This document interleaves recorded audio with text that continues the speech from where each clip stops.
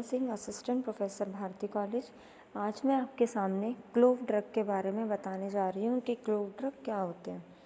तो सबसे पहले मैं आपको क्लोव का सिनोनिम्स के बारे में बताने जा रही हूँ कि जो क्लोव है उसको हम लोग और कौन कौन से नाम से पुकारते हैं, कॉल करते हैं। तो जो हमारा क्लोव है उसको हम लोग क्लोव फ्लावर के नाम से जानते हैं, क्लोव बर्ड्स के नाम से जानते हैं। ये इसके सिनोनिम्स हैं, मीन्स हमको इन लोग को ये नाम से कॉल करते हैं।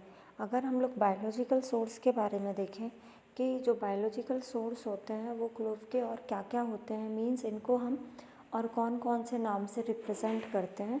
तो जो क्लोव है उसको हम लोग ड्राइड फ्लावर बर्ड्स भी बोलते हैं। वो किसका बर्ड्स बोलते हैं? यूजीनिया क्रायोफाइलस। तो अगर हम लोग बायोलॉजिकल सोर्स की बात करें तो इसको हम लोग यूजीनिया क्रायोफाइलस नाम से भी इंडिकेट करते हैं, जानते हैं। तो ये जो ऑप्टेन होता है ये हम लोग को ड्राइड बल्ब से ऑप्टेन होता है और इसका बॉटनिकल नेम जो है वो है यूजीनिया क्राइसोफाइलस। इसको हम लोग यूजीनिया क्राइसोफाइलस के नाम से भी इंडिकेट करते हैं, जानते हैं। अगर हम लोग इसकी फैमिली के बारे में बात करें तो इसको हम लोग मर्टिएसी फैमिली बोलते हैं, मीन्स इसको हम लोग मर्टिएसी फैमिली के नाम से भी इंडिकेट करते हैं।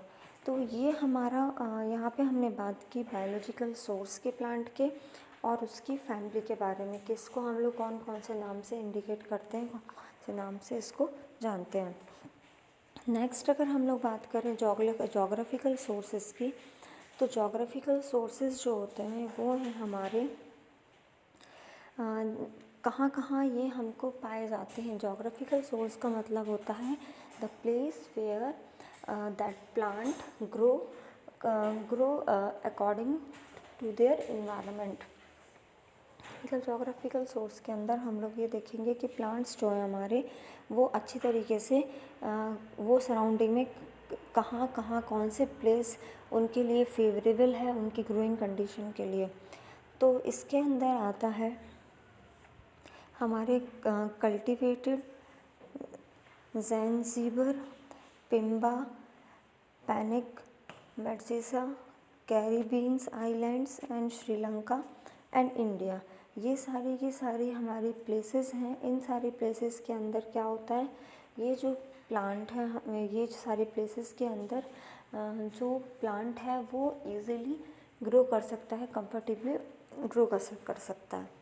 In India hilly area of Tamil Nadu, Kerala और कर्नाटका, ये सारी भी प्लेसेस हैं जहाँ पर ये जो प्लांट है वो इजीली ग्रो करता है। जैसे तमिलनाडु, केरला हो गया, कर्नाटका होगा, ये सारे प्लेसेस के अंदर भी जो आपका प्लांट है वो इजीली और कंफर्टेबली ग्रो कर सकता है।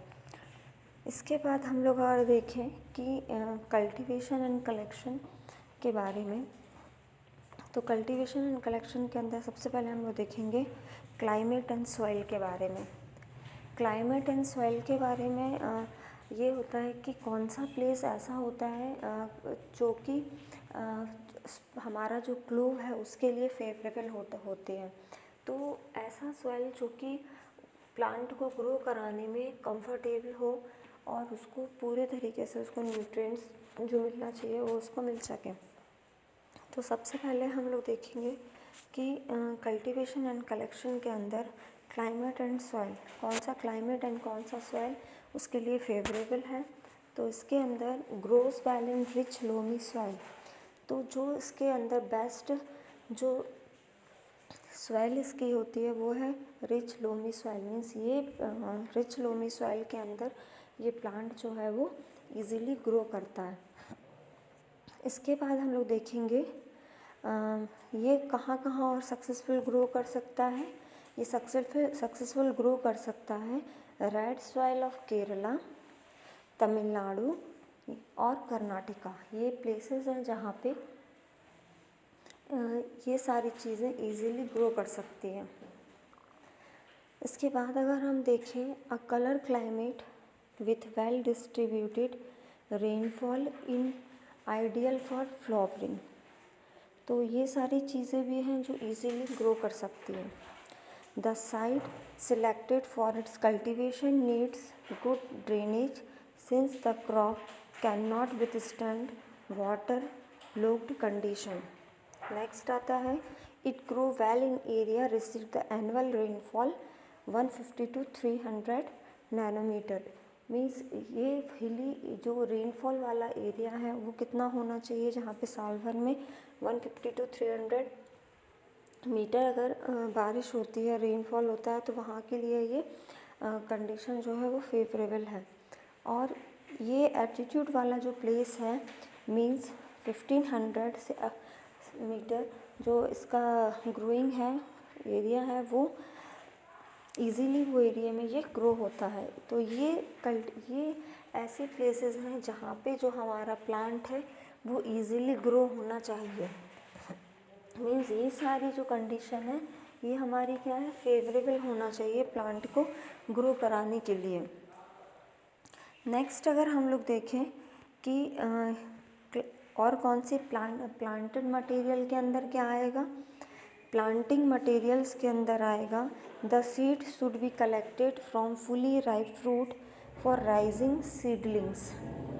इसका मतलब है कि जो हमारी सीड्स हैं, सीड्स को हम लोग कैसे कलेक्ट करेंगे, जो भी हमारा राइप फ्रूट है उसमें से हम लोग इसकी सीड्स को कलेक्ट करते हैं. Fruit from seed cultivation known popularity as mother of clove are allowed to ripe on the tree and droop grown naturally. Such fruits are collected and sown directly in the nursery or soaked in water overnight and the pericarps removed before sowing. ये सारी procedure हमको हमारे plant के साथ करनी होती है. Second method of sowing gives excellent results. Only fully development and uniform size seed which show sign of germination by the presence of pink radicals are used for sowing. Next अगर हम लोग देखें nursery rising के अंदर क्या होता है, तो नर्सरी राइजिंग के अंदर nursery beds of 15 to 20 centimetre height होना चाहिए, 1 मीटर विड्थ होना चाहिए. इतना हमको बेड साइज़ बनाना पड़ता है इसको, अगर हमको नर्सरी लेवल पे इसको डेवलप करना है. The bed should be made up of loose soil sand mixture over which a layer of sand may be spread. Seed are sown at 2 to 3 centimeter spacing and depth of 2 centimeter. The seed bed have to be protected from direct sunlight. The germination concentration is about 10 to 15 days and last for the 40 days. Next अगर इसके बाद हम लोग देखें तो जो planted in A poly bag, इसको हम लोग पॉली बैग के अंदर प्लांटेड करते हैं. और ये जो प्लांट है ये जब 18 to 24 मंथ्स ओल्ड हो जाता है उसके बाद हम लोग इसको क्या करते हैं, Indian condition it is the best suitable for mixed cropping in older coconuts or eric. The seedling are transplanted in the main field during the beginning of the rainy season June to July. Thank you.